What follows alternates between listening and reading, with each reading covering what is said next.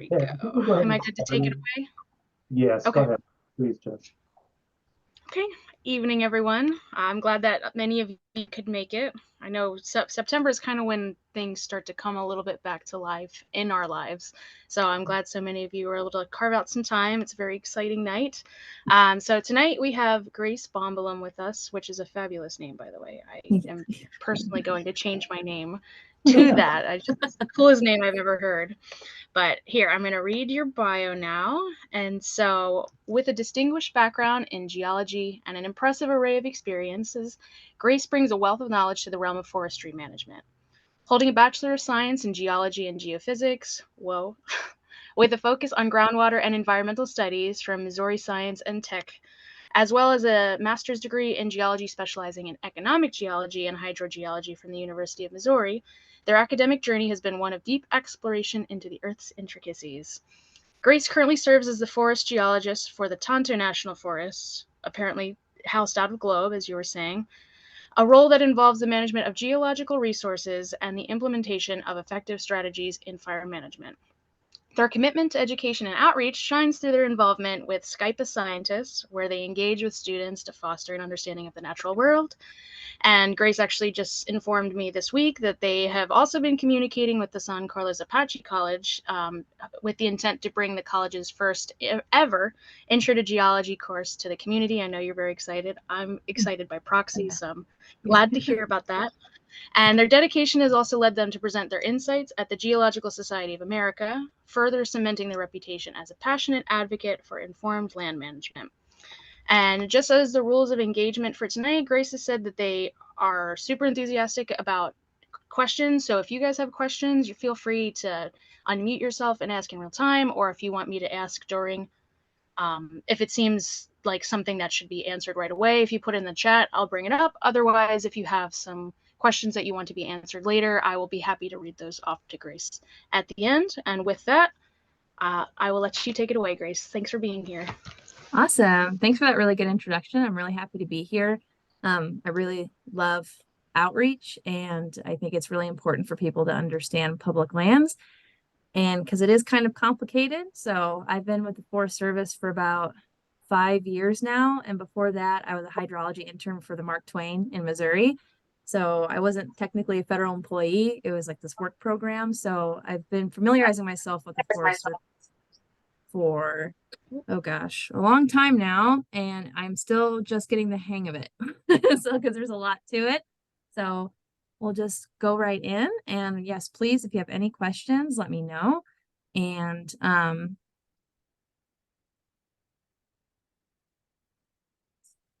so as long as everyone can see my screen.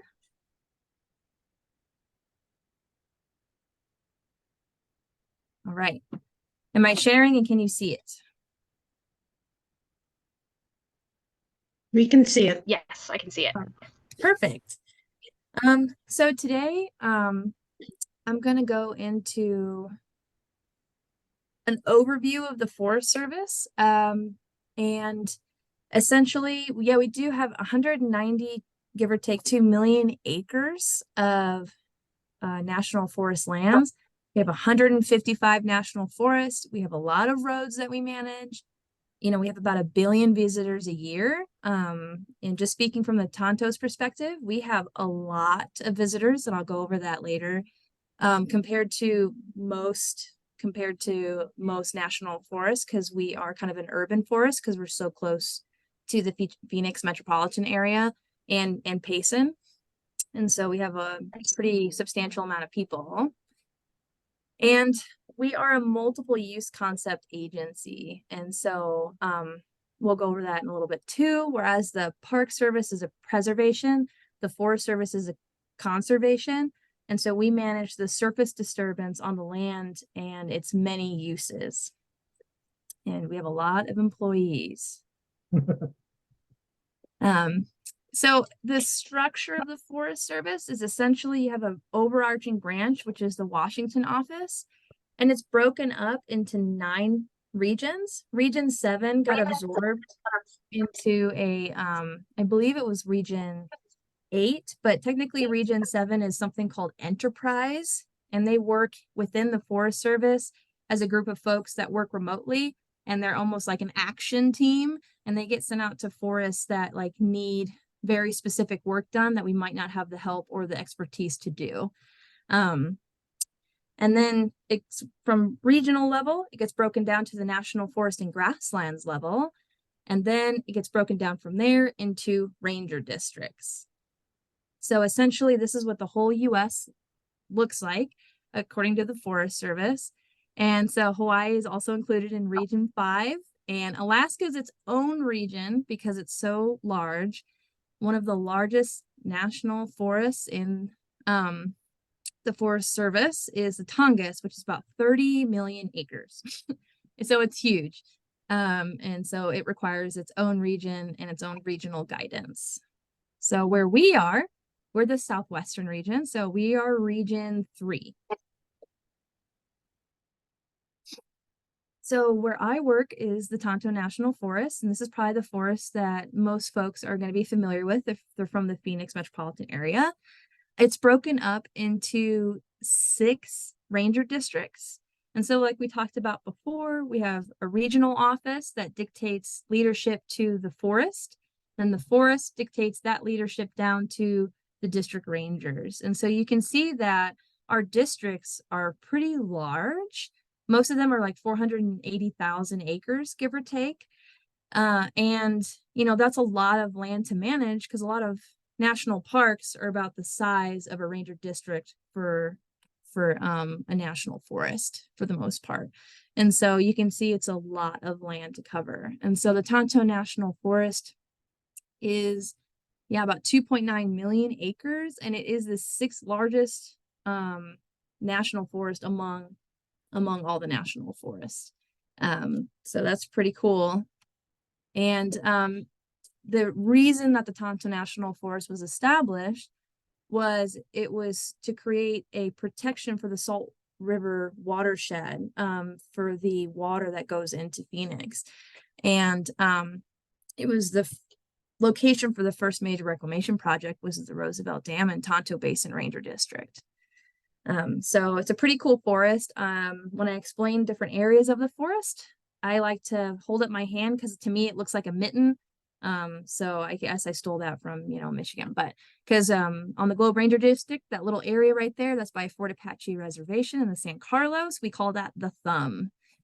So if you hear anybody in the Forest Service reference to going out to the thumb, that's what they're talking about. So national forest lands are dictated primarily by 3 laws, and relatively speaking, they're pretty recent. And they were all kind of formed almost at around the same time within 16 years of each other. So I'm going to go over some of these acts in more detail than others, because some of these acts I'm involved with more than others, and so we're going to talk about how I manage lands based on my rules and regulations, and then based on all these policies.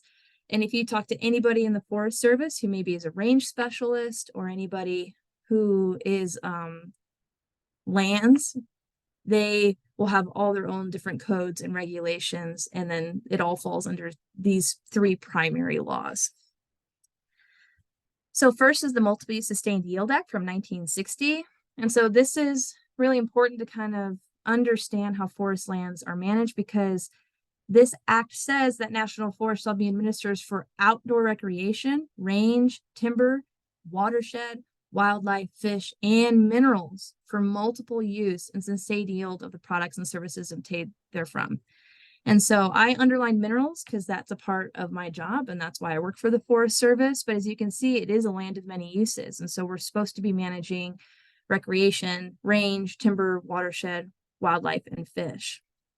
And I put the Forest Service motto and mission statement in here because I think it's really important to understand how we manage lands and why we manage them the way that we do.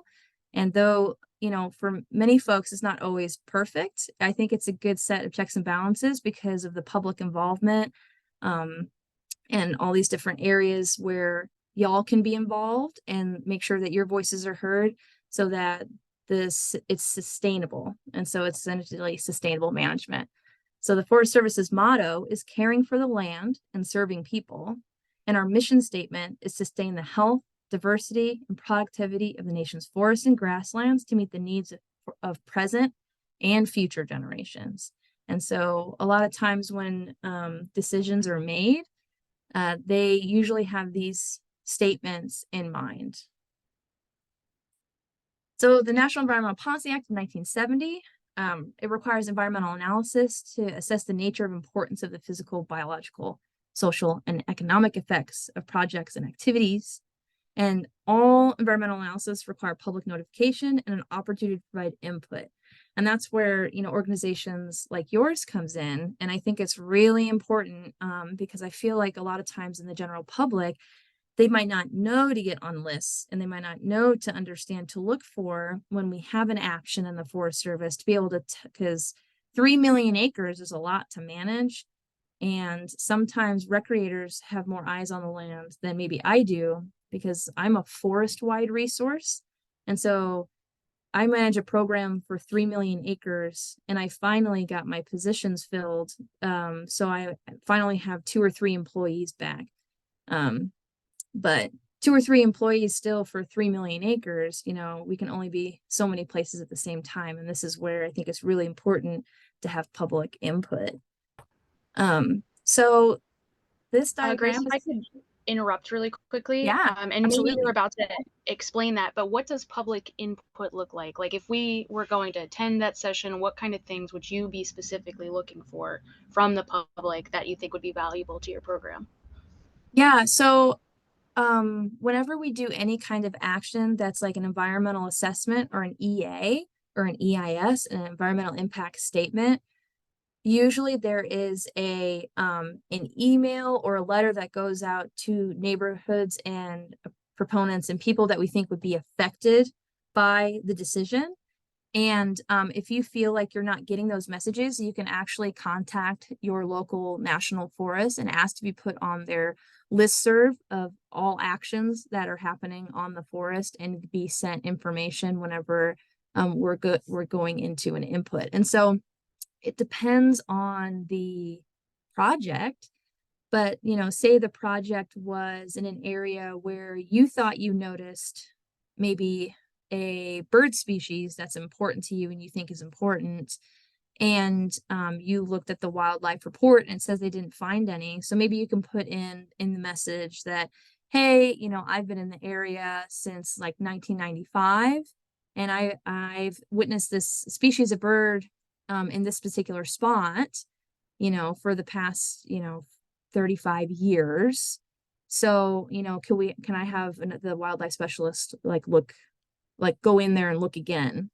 And so the NEPA specialist on the Tonto National Forest has to look at all comments and then essentially go through the kind of the triangle that I'm showing you here. And so if we have to look through all comments and make and give a response to those comments in the decision memo. So maybe you did see a species that was missed because you've lived there for so long, and the specialist went out the day that the bird decided to like not make itself known. So things like that. And that's how you can kind of get involved and make sure you get on those listservs. Make sure you make a comment during the proposed comment period, depending on the action, environmental analysis or an EIS, is how many days you have to be able to make comments. Did that answer the question, or can I? Yes. Thank you. Yeah, cool. Perfect. So essentially how NEPA works, it is pretty complicated. I could probably do an entire slide presentation, not just slide, on NEPA. But this is called the NEPA triangle, is what they call it. And so this should kind of help with understanding how it works. So you, at the top of the triangle, you'll see something that says proposed action. And essentially that's any action that is proposed that we would think has potential for significant surface disturbance on national forest lands. And so then that means that we have to go through an environmental analysis phase, which is the right side of the triangle. where you have to go through scoping, alternatives, effects, and findings. So essentially, scoping is when we collect all the data, and the NEPA specialist scopes the public and tells them, hey, this is the proposed action, this is what's happening. And then the public is able to make comment. And then based on those comments, we have to come up with alternatives to the proposed action. If the comments are valid, or, if we have already thought about those comments in the proposed action. Then we have to talk about the effects of the proposed action and our findings on the proposed action.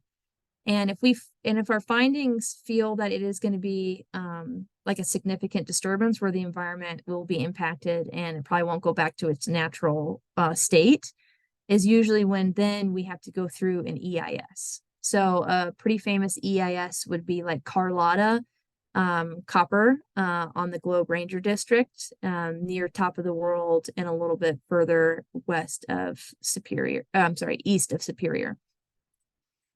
And then we have a decision. And so the decision maker is usually the district ranger, unless it is a larger project, then it'll be the forest supervisor, or sometimes that decision is taken away from the forest supervisor and the regional office will make the decision. And usually there'll be a posting called a decision memo, which details the proposed action, our mitigation measures, and if the district ranger approved or disapproved of the action. And so usually that means that people will be notified. And then the implementation phase is also where we have our appeals. And so if someone is not satisfied with the decision, they can appeal and they can take us to court. And so sometimes we win, sometimes we lose in the Forest Service. And I'm a fan because that gives us more understanding of good actions, bad actions, and helps us in the future for good checks and balances on proper procedures and how the Forest Service is doing. And then pretty much proposal development. So is like the kind of like before proposed action, but typically we wouldn't get to a proposed action unless we talked about all the laws. And we knew all the laws in this and the categorical exclusion, or the EAs, that a lot of these will fall under. And so before you would hear anything about it, the proposed development would have already been done for a few months before proposed action, or even sometimes like a year or more. So that's kind of the NEPA triangle. And so like I was talking about earlier with public involvement, so you have informal and formal involvement. And so informal would be like your public workshop. So depending on the decision or the proposed action, if it's a pretty large proposed action, like an EIS or in Carlotta, a lot of times they'll have public workshops, public field visits that you can be a part of, and then just y'all being able to make phone calls and emails and making sure that you're on those listservs like I was talking about. But for more formal public involvement, this is what I was talking about: the 30-day notice and comment period on proposed activities, and the 30-day comment period on draft environmental analysis, and 45-day objection period on environmental analysis and draft decision by the district ranger. So depending on the scope of the NEPA, so like an EA or an EIS, you'll have 30 days to make a comment, read it and be able to make a comment, or 45 days to read it and make a comment.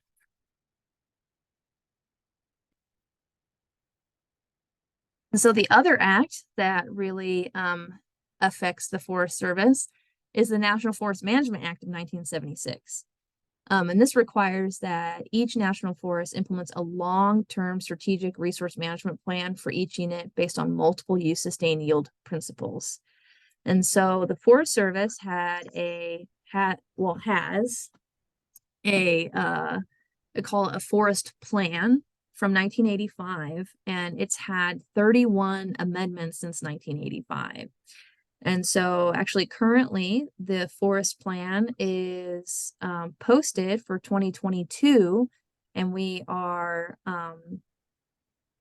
pending the signature of that plan, and show It should be completed and finalized and out as a official final document within the next, I would say, 2 or 3 months, if all goes well. But the real purpose of a forest plan is to provide the long-term strategic direction for the integrated management of all ecological, social, and economic resources on national forest lands. And the reason why a plan is so important is because each forest is different. Each forest is going to have different needs. Each forest is going to have different strategies that they need to implement, because maybe they are less recreated, but they have higher timber, and they need to manage for timber more. And so they have different soil types. And so they need to make sure that they have very specific mitigation measures in a plan to be able to like go forth for like maybe a timber sale. So forest plans don't identify site-specific projects. All they do is they give an overarching view of the forest and how we want to manage it. So a really great example is in the new forest plan. In the minerals section, we asked that for any cores that are going to be drilled for a exploration drilling, that they have to be signed off by either a professional engineer or a professional geologist. That's not a part of ADWR standards, but the Forest Service felt that we would like that to be at a standard, so we'd know that each well would be plugged to standard. And so that's a mitigation measure that I have to put now into every plan of operations I get from a mine, that maybe on the Coronado, they don't have that measure. And so it's more an option. So that's a good way to look at that and kind of think about what a forest plan is for. And then all projects and activities on national forests must be consistent with the forest plan and code of federal regulations. And so that code of federal regulations is pretty robust. And that is kind of where my job comes in, because there is a code of federal regulations for everything. So there's a minerals section, there is a range section, there is a timber section, and there's even like a law enforcement code of federal regulations. And I'll go into that in a little bit about my specific code of federal regulations and how I manage the Tonto National Forest. And each national forest has to develop land management plan and amend the plan every 10 to 15 years. So like I was talking about before, the Tonto National Forest Plan was approved in 1985, but we've gone through 31 amendments. So it was due time for us to have a new revised forest plan. And a forest plan is an EIS. So they take a while, but it'll be in place for quite some time. Do we have any questions so far before I move on? And if I can elaborate on anything a little bit further? It doesn't look like any have popped up in the chat as of yet. All right, perfect. Thank you. So these forest plans can be complicated, but Forest Service management is pretty complicated. So these are the basic areas of land management. And as you can see, they keep going and going and going and going and going. And I underlined my specific areas of land management, which is mining, minerals, and abandoned mines, and caves and karst management.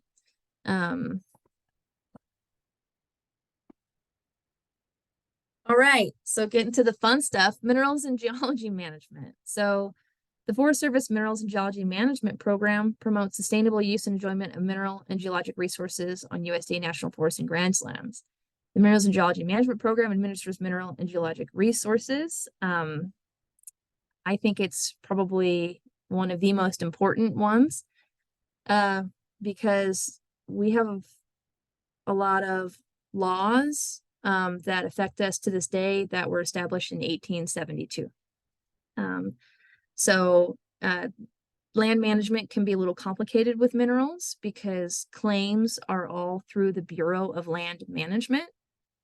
So be able to have the mineral rights to be able to mine is through the BLM, but we manage the surface disturbance for people to be able to get to those minerals. And so people have to go through the BLM for their claims, and they go through us for the surface disturbance. And so why So am we I? actually did this. Yeah, Sorry. go ahead. A question just came through from Michael asking if there was any way you could explain karst with a K. I'm not familiar Oh, with that yeah. term. Yeah, so I'm going to go into that a little bit further detail later.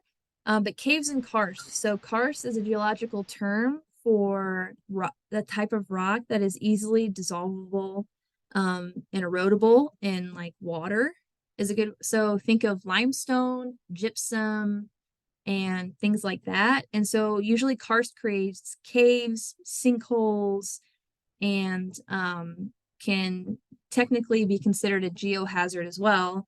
A really famous instance of where karst is a geohazard was that Corvette Museum. I believe it was in Kentucky, that was built on a sinkhole, and all those beautiful cars fell into a hole like a year after they built that location because they didn't do a geophysical survey, and a sinkhole opened up in the middle of the museum. So but that's It's a hell of a what, place. yeah.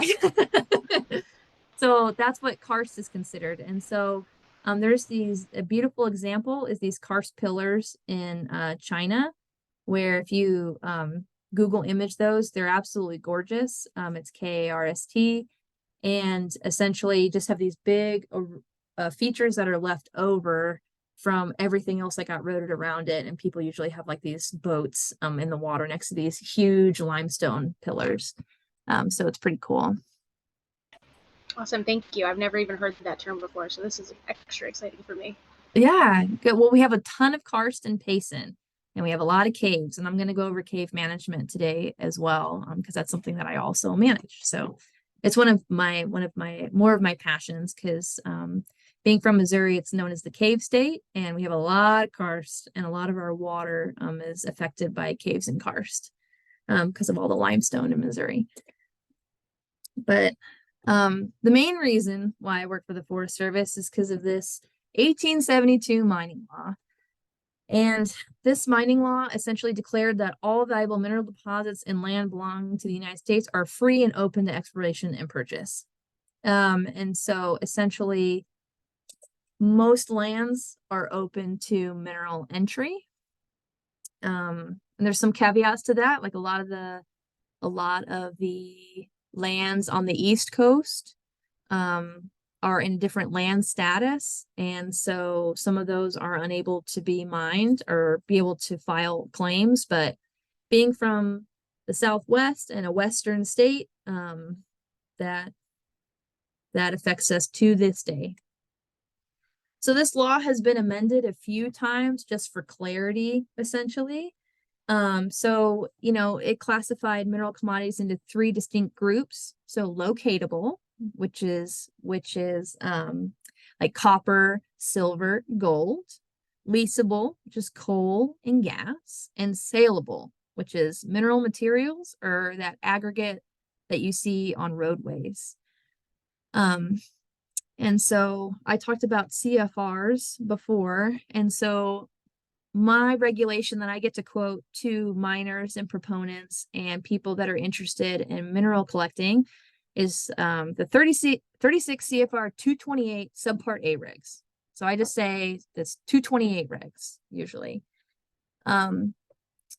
So most lands that are not withdrawn from mineral entry are available for exploration and development of locatable minerals under provisions of the 1872 mining law. And the mineral operators are entitled to reasonable access to these lands, including reasonable and necessary road entry. And so we control activities to minimize surface impacts. And that's usually accomplished with environmental analysis of individual proposals. And those environmental analysis always have to come back to the 36 CFR 228 regs. And so if you want some material that will help you go to sleep at night, you can read those regulations. And while they are important, they can be pretty dense. They can be pretty dense. So, and that's where me being an expert in that comes in. So the Tonto National Forest is one of the most heavily mined forests in the country, because Arizona is in something known as the Copper Corridor, which is one of the 5 Cs of Arizona. And that is a picture that I took at the Carlotta mine. And with today's copper prices, that's probably $20 million worth of copper right there, because I think copper is at $2 and something a pound, and each one of those plates is 124 pounds. And when I say each one of those plates, if you look at the bundle, you'll see a plate, and then it looks like a sheet. And so the plate is like a binding of a book. And so, and just one sheet is 124 pounds. Copper's pretty heavy. So, and then leasables. Lucky for me, the Tonto National Forest doesn't have any known leasables. And so that's subpart E of the 228 Rex is something that I'm less familiar with. I took a detail in region 6, which was in Washington State, and they deal with a lot more leasables because they do a lot of geothermal, which is pretty cool. And so they work with the BLM to do environmental assessments to lease out geothermal plants for sustainability reasons and to tie into power networks and things like that. And saleables. Saleables, mineral materials. I deal with saleables all the time. So that's actually one of my photos that I took. That is a mineral material site on the Tonto National Forest. So saleables are known as common variety minerals or mineral materials. So it's just like sand, gravel, stone, flagstone. And they are subpart C 228 regs. And essentially but those are discretionary. So having a mineral material site is up to the discretion of a district ranger. Typically ADOT and Gila County and Maricopa County, so all these different counties, they rely heavily on the Forest Service in cooperation on roads management, getting aggregate like this for road base. And so that's who predominantly I work with for mineral material sites, is usually the state and the county. Other management areas. So Federal Cave Resource Protection Act. So this is an act that directly affects a resource that I manage.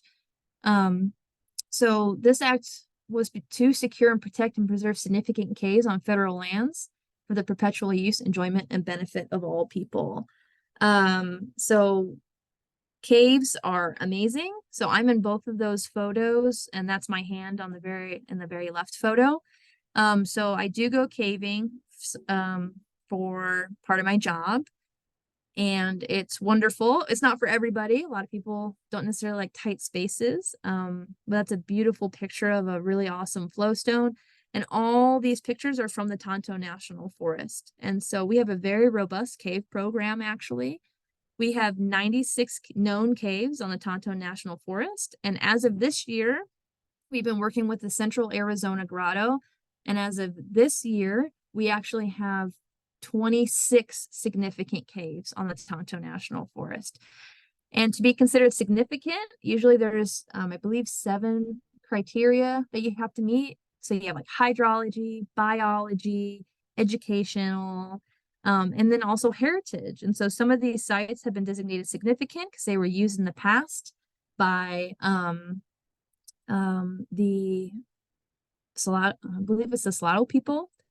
And this is actually some pieces that I have found on the Tonto National Forest. So that's a beautiful pottery shard that I found on the Tonto National Forest, and a nap, or like potentially an arrowhead. I'm not sure, but I just put it back where I found it. But this is one of the more fun resources that I get to manage, because when a cave is considered significant, it has more protections, and they're just a really beautiful geological feature that takes thousands, if not millions of years to create, and to get to experience a dynamic system. Because sometimes when you revisit a cave, something has fallen or moved or shifted. And so it's always something new to experience, even if you've been in the cave a couple times. Are there sites within the Tonto regarding caves that are open to the public that are either safe enough or that there isn't worry for significant damage from it becoming publicly known or open? Yeah, so because of the Caves Protection Act, we can't give out cave information to the general public. However, it is a recreate at your own risk, like when you find a cave. And the best way to go caving and to be able to explore these areas is to get in touch with the Central Arizona Grotto or join a grotto group like that. And they usually do cave outings, and because they have an agreement with the Tonto National Forest, they actually do thousands of volunteer hours for us to help manage caves, get rid of graffiti, tell us if a cave is getting too much graffiti or if it's being vandalized, so that we can properly manage those caves and try to make sure that when the word does get out, because there are a lot of caves that, you know, they'll pop up on social media, or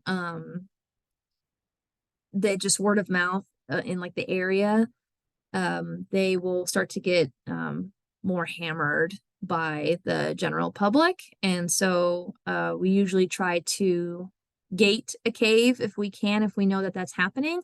And then you can check out a key at the district office. We don't have that we don't have that right now on the Tonto, but other forests manage their caves that way if they do have a recreation heavy cave that is well known. Awesome, thank you. Yeah. So other management areas. So I also manage abandoned mine land. So as we talked about before, the 1872 Mining Act, we were a lot of giant gophers going around and digging a lot of holes. And so this statistic is from 1995. There's way more abandoned mine lands that we know of now. We keep finding more and more abandoned mine lands, actually due to wildfires. So a lot of times wildfires will remove the vegetation and we find holes. And so this was a statistic from 1995, like I said, and 40,000 features is a lot, but using LiDAR data now and the more technology that we have available to us now, I know a geologist on the Black Hills National Forest thought he might have even potentially found 10,000 different features. So an abandoned mine land can be consistent of just a exploratory hole that was left. So sometimes we have these shafts that are like 35, 40 foot deep and they kind of go to nowhere. Or a lot of times we have a very active mining location that we know about and we have to do other remediation like CERCLA. So just like, or more like a cleanup if we know that there was more like chemicals or something used in that area. But this is some of the work that we actually do. And so the Tonto National Forest is tasked. We usually try to close 4 abandoned mine sites every couple of years. And so this is essentially how we manage it. So we have a regional abandoned mine lands coordinator for Region 3. And so we'll usually come across a feature like this that is either close to a road or close to a hiking trail. And so we'll do an assessment. So we have to do NEPA on these as well, because bats could possibly live in here. We could have some critters that are living in there. And so we do a whole analysis on a few AML sites. And if we determine that there's no bats, we completely close it like you see in the after photo. And the public is now safe once again. And critters are safe once again because we're not allowed, the Forest Service employees are not allowed to go in these shafts. So we usually have to have contractors. And so sometimes we even have to call Fish and Game to get out an animal. So we have a minerals biologist that works on my team with me. And he predominantly, his name is Mark Taylor. And he predominantly does the AMLs for the Tonto. And he's called Fish and Game out before to get a tortoise out of the bottom of the mine shaft and things like that. So if there are bats, we will put in a bat gate and remediate it in a different way to allow bats exit and entry, but so that the general public or different animals can't fall in.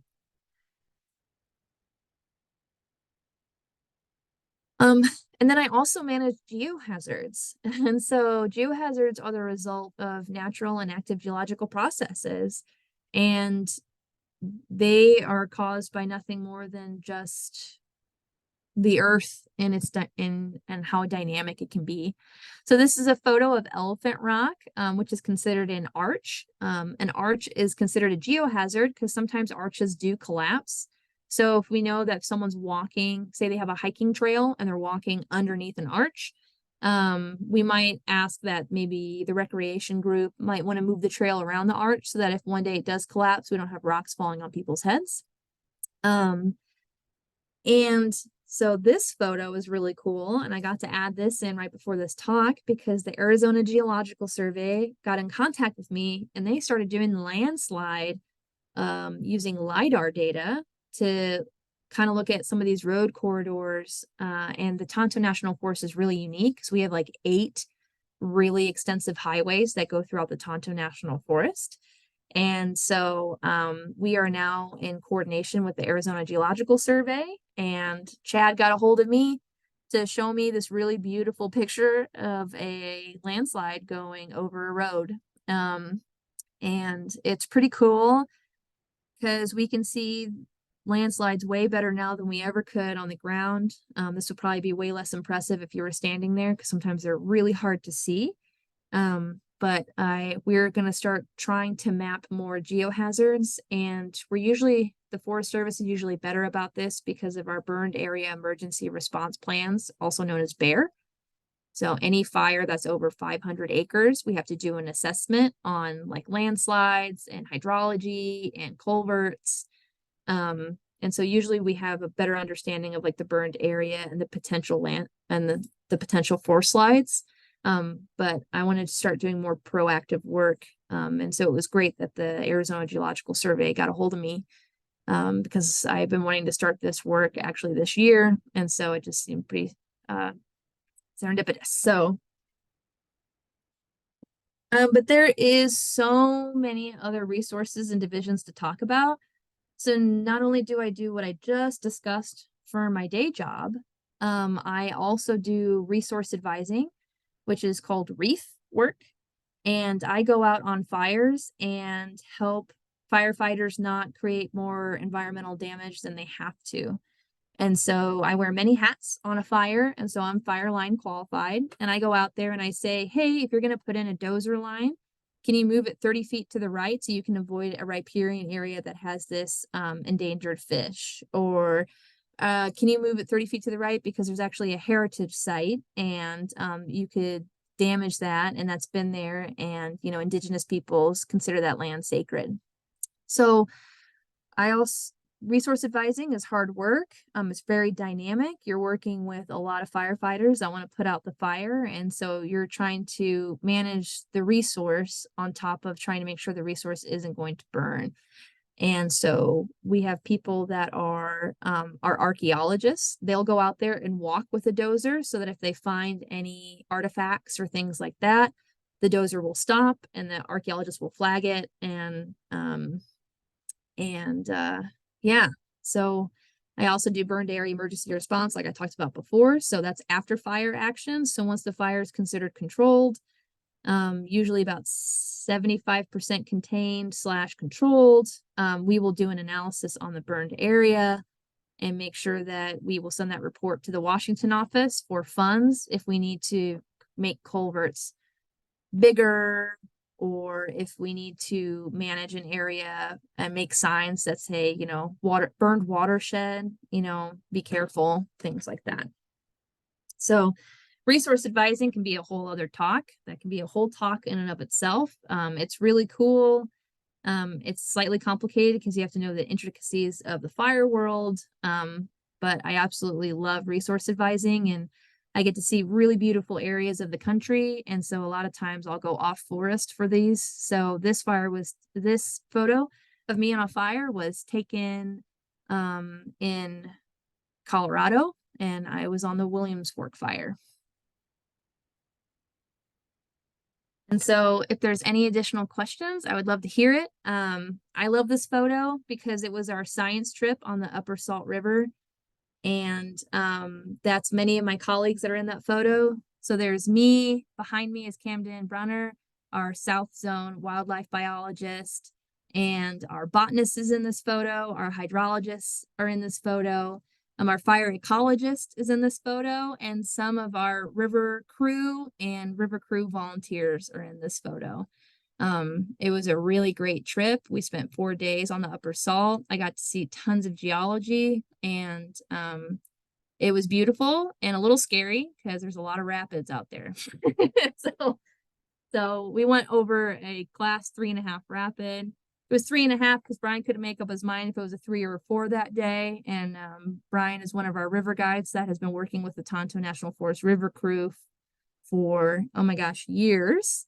And so I was definitely in his boat anytime we had to go over a rapid.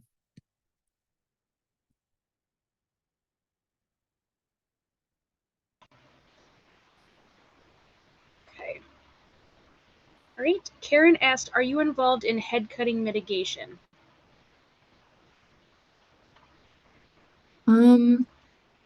What is head cutting mitigation? Maybe?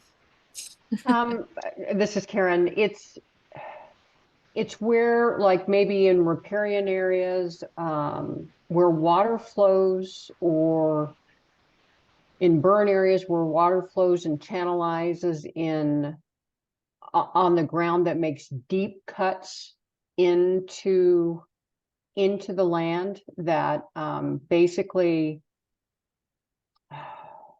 creates kind of like a hazard with water flow, like water comes down too fast. Oh, yeah. Yeah, so I do. And I don't know if that's a surface area or if it's baseline geology underneath that creates that to happen. I've just started looking at like riparian areas and other burn areas where this stuff starts happening, and I don't know a lot about it either. That's I guess why I'm asking the question. Yeah, so so I was a hydrologist for 1.5 years on the Boise National Forest. And a lot of times burned areas, it typically has to do with the soil. And so if it's a high soil burn severity, a lot of times the soil will become hydrophobic and it can't absorb the water. And so when that happens, the water just like has nowhere to go except for running off of a hill slope. And usually it'll cut into a channel. And so that's when you usually get pretty high debris flows, channelization, and that is typically what we would assess in a burned area with a BAER monitoring, BAER, Burned Area Emergency Response, or BAER. And that's typically hydrology. And so Kelly, our hydrologist in that photo, 3 people to the right of me, she's awesome. And so she does debris flow monitoring with the Arizona Geological Survey, and also does all the BAER work for watersheds and tries to determine that kind of channelization and the mitigation measures that we need to put in place in that watershed to keep that from happening if we can. So sometimes these burned areas are so large and some areas are so remote that sometimes all we can do is put up a sign that says, burned watershed, be careful when it's raining, and things like that. So it's not so much geology is the base of everything, but so it has more to do with water flowing over the geology and the soil, how the soil is been changed due to the fire or that's working on that. I also had a question on like the landslides and imaging and all that. That's through that's the LiDAR developments that's giving you that look, or how? Okay. And if I understand it, I haven't used it much, but LiDAR is publicly available. Like you can use LiDAR on your iPhone or web or whatever. So LiDAR has come a very long way. A lot of time the USGS has free LiDAR data, 30 centimeter resolution typically. Landsat 9, I think they have now. And so they will, use satellite imagery is pretty good. USGS has good LiDAR data. And sometimes the state, depending on how robust their geological survey is, or they'll pay to have their state like LiDAR flown in certain areas. So, and through the Arizona Geological Survey, a lot of times too, I don't know in particular if they do, but I know a lot of geological surveys have started to buy drones, and you can actually, I think the iPhone 14 now is capable of LiDAR. And so sometimes you can just put an iPhone or any kind of phone that is capable of that on a drone, and you can actually do a survey of an area and get pretty high resolution, sometimes up to like 2 centimeter resolution data if you're trying to survey a very specific area. And so it's come really far from the Landsat 6 days where we had like 1 meter resolution. So now typically you can get 30 centimeter resolution that's open to the public if the USGS or the state has flown the data. So available through USGS or maybe a state agency, you can look to see if they've got the LiDAR data for any area you're looking at, or Yeah, you can. And typically the USGS website is a little bit hard to navigate. So I usually go into a search engine and type in LiDAR data, USGS, and then the area that I'm looking for. And that's usually the easiest place to find where on the USGS website you can look for all this data that you need. And the Arizona Geological Survey is actually a really good geological survey. I've been really impressed with them. And they actually have geological quadrangle maps and different data that's available to the public as well if you peruse their website. okay, great. I'll take a look at that. Thank you. Yeah, you're welcome.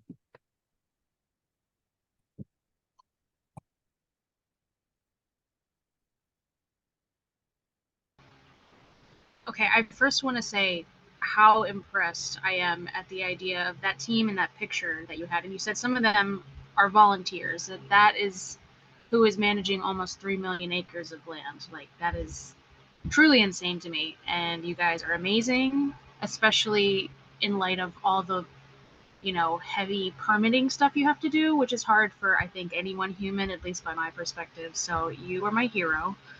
And then the question I have, and I feel like I'm always asking questions like this. So I'd like to preface by saying, one, since you're here in an official capacity with the Forestry Service, or if you are at all uncomfortable answering this, given the kind of politically charged nature of it, please say so, and you are totally off the hook. But my understanding is that Oak Flat is part of the Tonto Forest, and I know that there's a lot of conflict surrounding the potential for there becoming a mine in that area due to the sacred nature of the land. Is there anything you can say based on your experience with that, or especially in light of the public commenting period? Is there anything that we, as the public, Joe Public, can do in order to kind of be cognizant and mindful of the sacred nature of this land, and kind of, I get that you are in a tough place being part of that. So again, please feel free to be like, I don't want to talk about this, and that's valid. Well, we have 2 tribal liaisons actually that work for the Tonto National Forest. So that's actually another side of the Forest Service. And so anytime that we have any mine, CE, EA, or EIS, that always goes to tribal consultation. And so for the Oak Flat, that's a land exchange. And so that was an act of I believe that was an act of Congress, that when an EIS was published for that, 60 days after the land would be exchanged. And so the Forest Service really didn't have any choice in that EIS, because it was a land exchange that was put on to the end of a must-pass spending bill. And I do know that the 9th District Court is usually what the court in this area, they heard, they agreed to hear arguments again. for the sacredness of the site. And that was in March, and I don't think we have a decision on that yet either.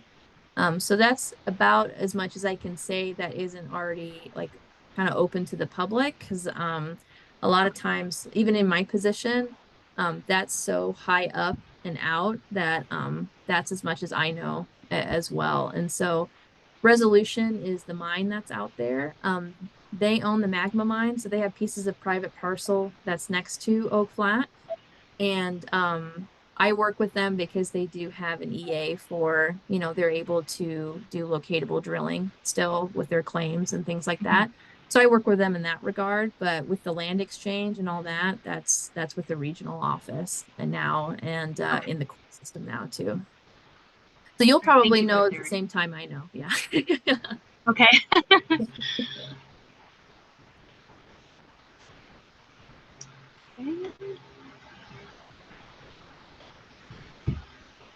It looks like that's it for what we have in the chat, but I'll just open it up for anyone unmuting themselves. Did anyone have any further questions at all for Grace while they're here with us?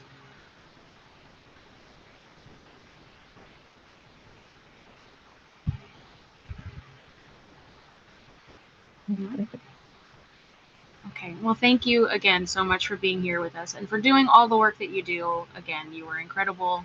I can't sing your praises enough because this is such important work. So thank you, Yeah. especially with that you said that you do with the fire management and making sure that the fire lines aren't, inhibiting or negatively impacting riparian and heritage sites. I love it. Yeah. So. Yeah, so there's a lot that we do. And I always say that just kind of look for your volunteer people that because I know we have volunteer coordinators that also have a permanent job with the Forest Service. And so like Rebecca Veerman, she does an amazing job. She's one of our volunteer coordinators.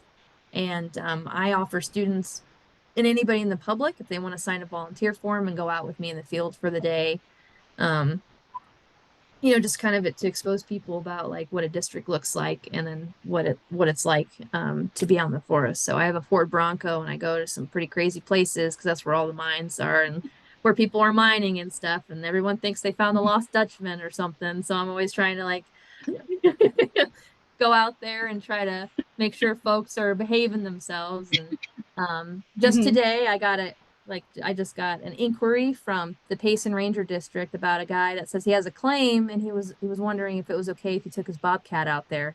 So I said no.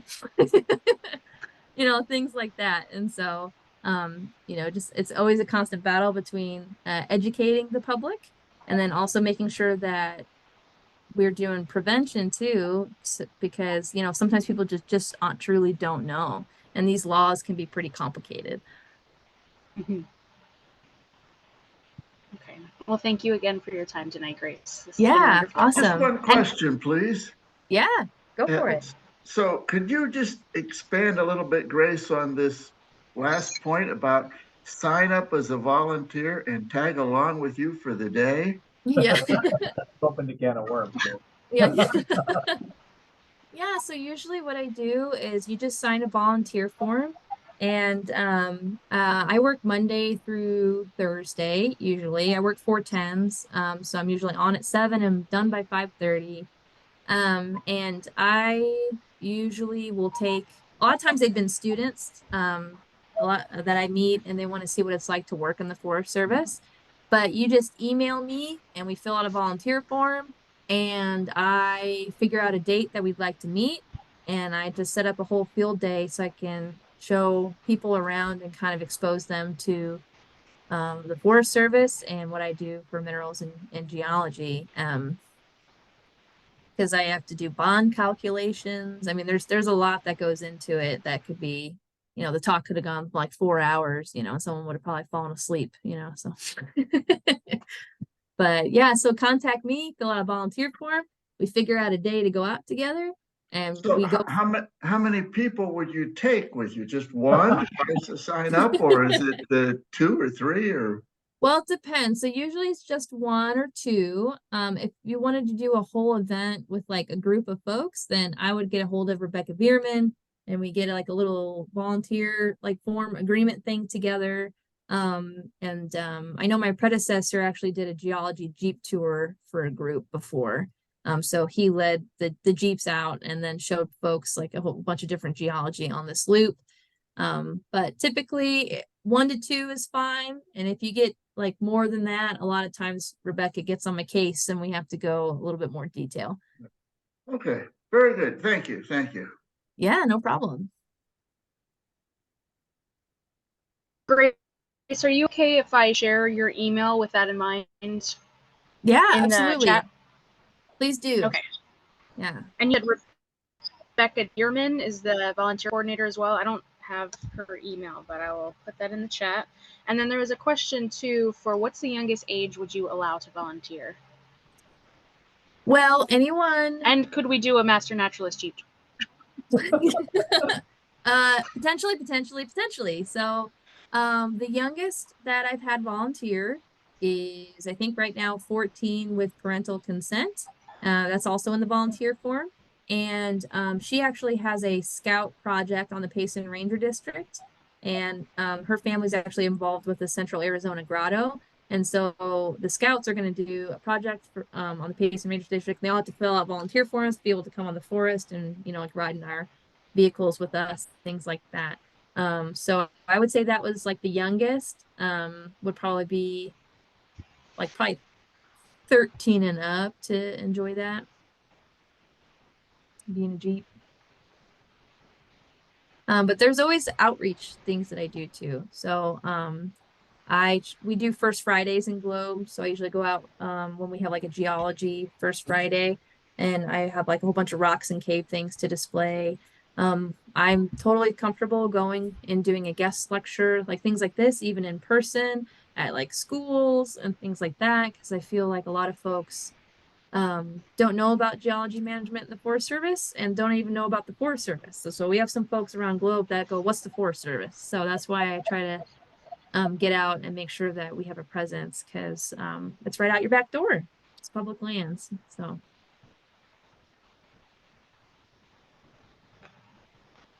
Okay, well, awesome. I think that is all of the questions then. And to be respectful of your time, I will stop asking all of mine as well. okay. So thank you again, Grace, for coming. This is really wonderful. And hopefully I'll get to hear you speak more going forward, or maybe I'll join Don and we'll come shadow you one day. Yeah, please. Yeah, please do. Oh no, Yeah. that would be an event. Yeah. Just give me an email and we'll try to coordinate some things. And if you'd like a different talk, or if you'd like a resource advising talk, if I can't provide one, now you have an in with the Forest Service, and I know a lot of folks on a lot of different forests that love giving talks and doing some, and would love to help out with anything. So just give me a holler. Okay, sounds great. Have a wonderful rest of your evening, Grace. Awesome. Yeah, thank you, everybody. It was nice to meet y'all.